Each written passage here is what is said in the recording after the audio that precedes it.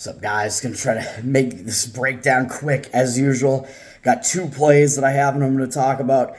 Also, congratulations to the Texas Rangers who were able to finish that series off, win the World Series, and not let it get to the point where it mattered that they were going to be without Scherzer and Garcia. They won in a shutout, 5-0 last night.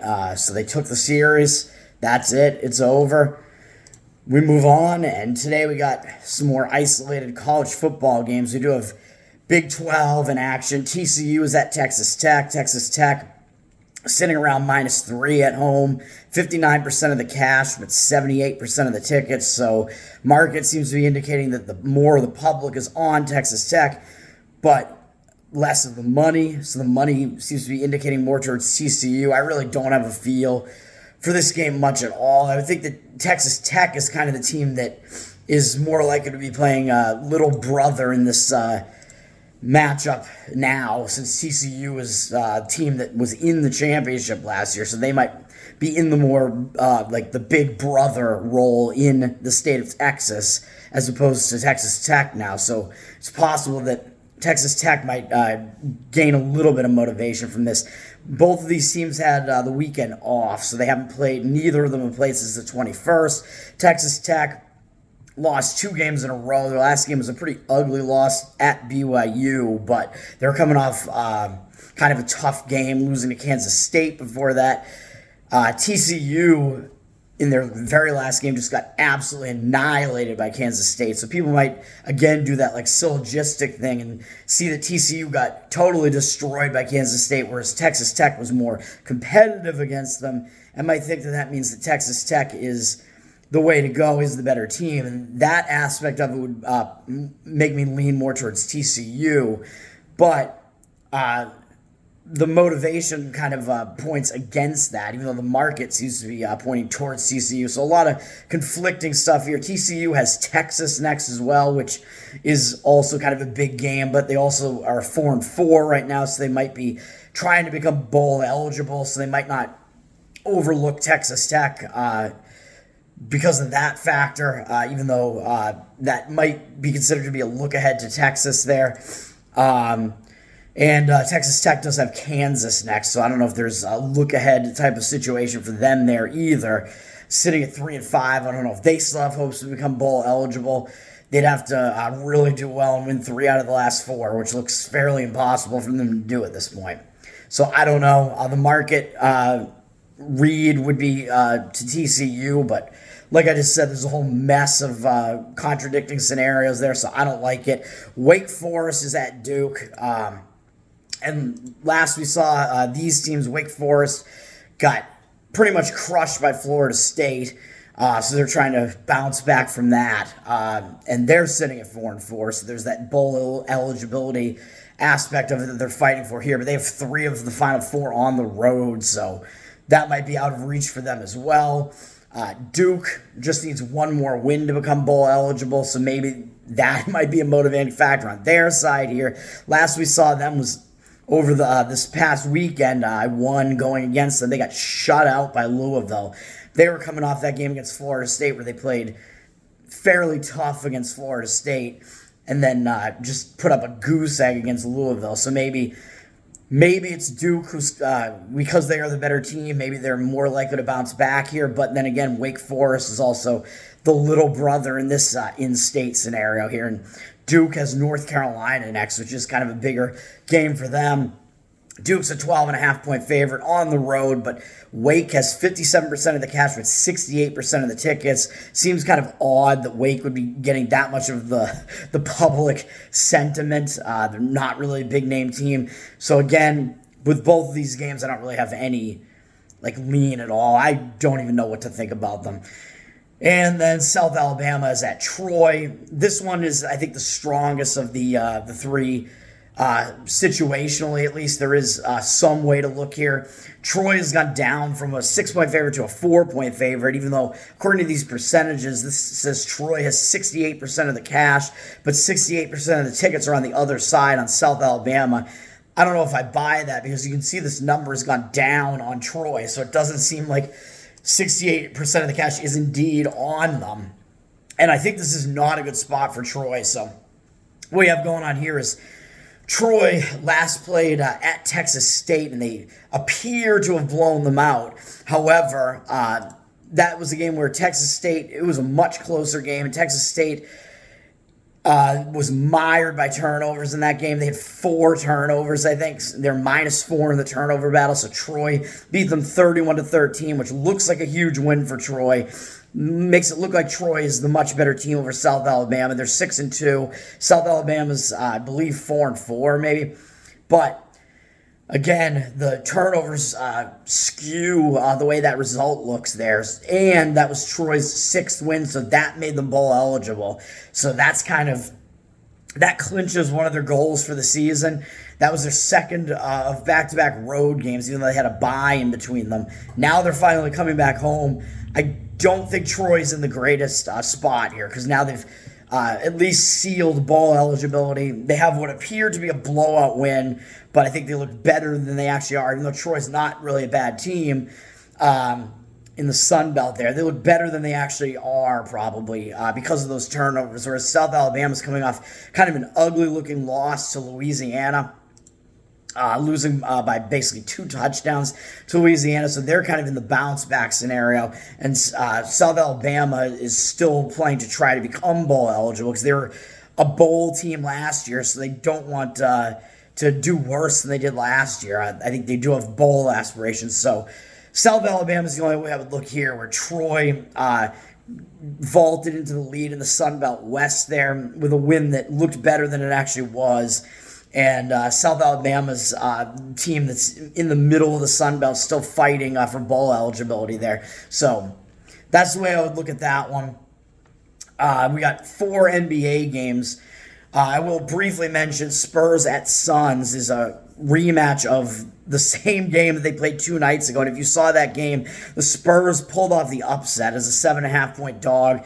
Tonight, they're around the same. They're an 8-point dog with the Suns with 99% of the cash, but 95% of the tickets. Of course, the Suns are going to be public. Like I said in the previous game, they're the public team. But now, this might be kind of a zigzag scenario. And if you saw the end of that game, the Suns probably should have won that game. They were covering for some of that game, but the Spurs kept it close, got back in the game towards the end. And what happened at the end was this weird inbound play where it looked like Kevin Durant kind of got scratched in the face, but it was incidental. I don't think you could really call a foul on that, even though he was complaining about it. He lost the ball. It was stolen.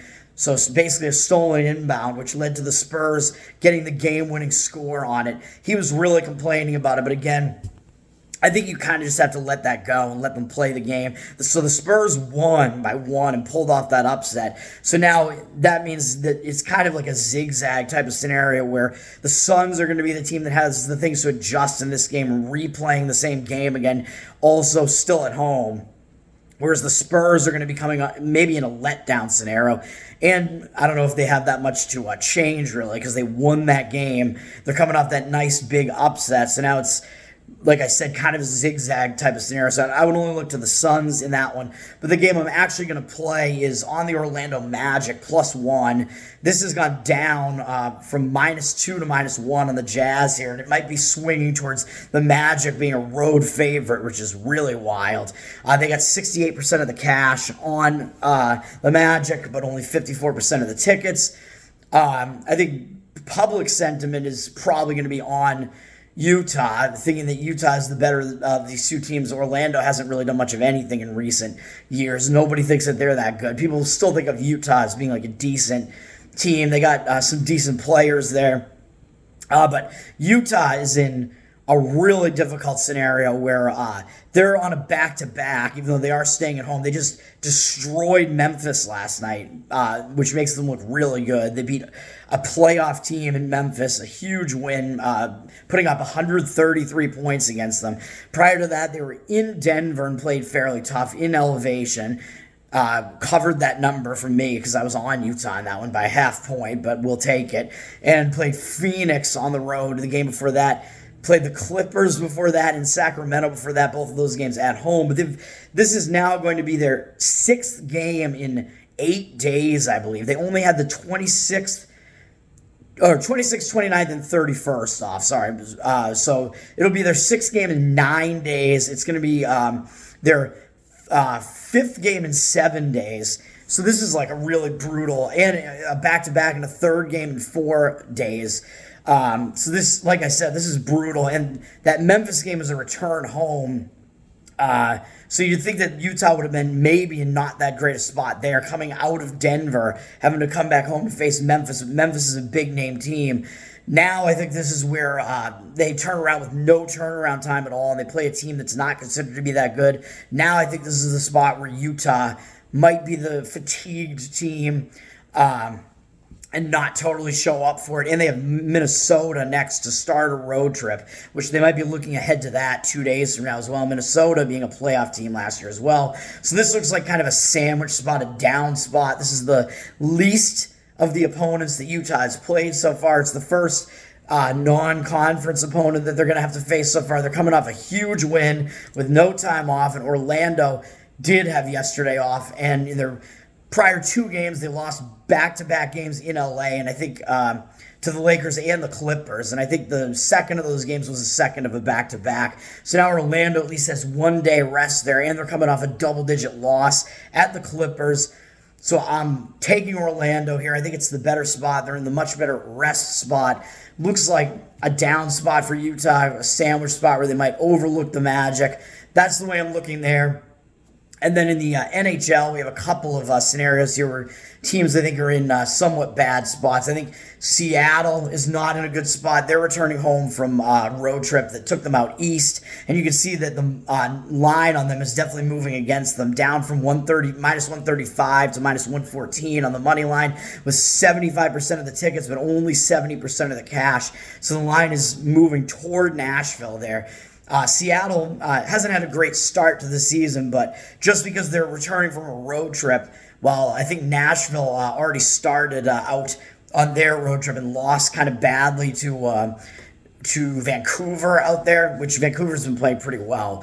So Nashville might be in kind of a bounce-back scenario, and Seattle is in that road trip return, which I think was a 4-game road trip that took them east, and they have 2 days off, I think, but even so, it's a return from a road trip, which tends to be a distracted spot. I think Seattle, I don't know what they did on the road trip. I think they were, maybe they split the road trip or something like that.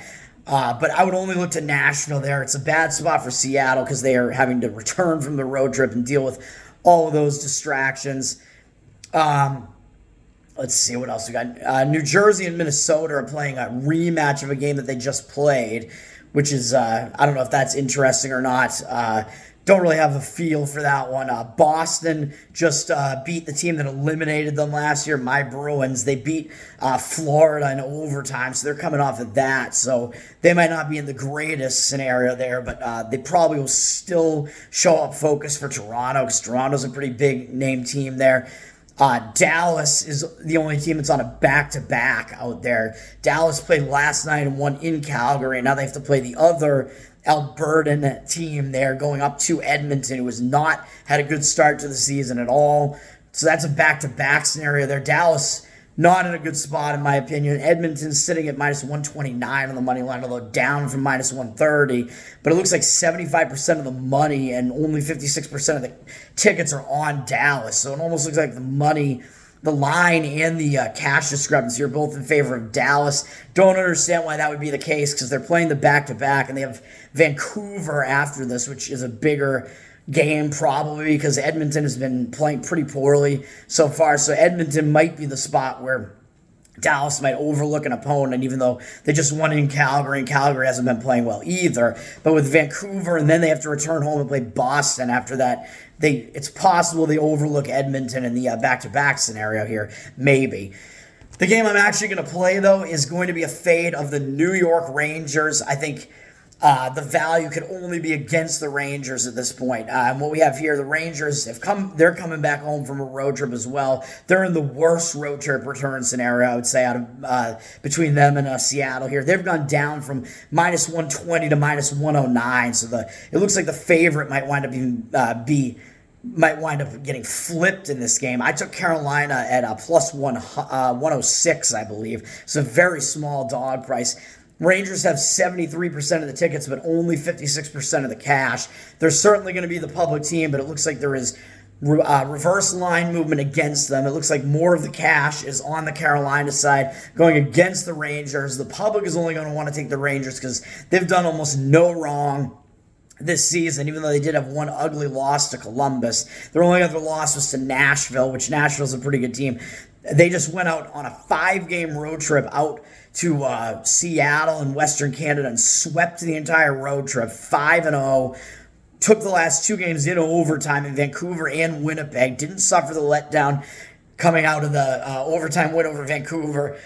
Did it again in Winnipeg. Now, even though they have 2 days off, they get this one home game against Carolina, and then they have to go out on the road again to Minnesota. So even though Carolina has been good recently, and they were a playoff team last year, this is a tough scenario, even though the Rangers do have 2 days off. I think this is going to be a distracted spot. They are only playing 1 game at home, so not that much time at home.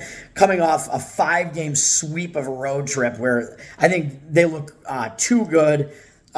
This is like a buy low, sell high type of scenario here where you're selling high on the Rangers because if anything, they've looked really, they are a good team, but they couldn't possibly look better than they do right now.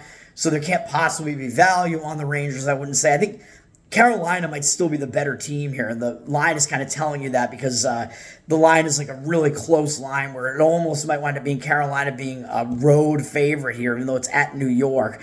Carolina also has 2 days off. They just started a road trip and won in Philadelphia and kind of a ho-hum type of game there. So they might be focused on this game. I think they're going to want to beat the New York Rangers here. Both of these teams, I believe, were playoff teams last year, so it is kind of a big game on both sides, but it's just such a bad spot for the Rangers on the return home. That's what I'm going to be doing. Carolina has looked worse than they actually are to start the season, and the Rangers have probably looked a bit better than they are to start the season with that ridiculous road trip that they just went on. Those are the 2 plays. Orlando Magic +1 as a road underdog, and the Carolina Hurricanes +106 also as a road underdog. That's going to do it. I think both of those home teams are in bad rest scenarios or lack thereof, and that's it, man. Have a good day. Peace out.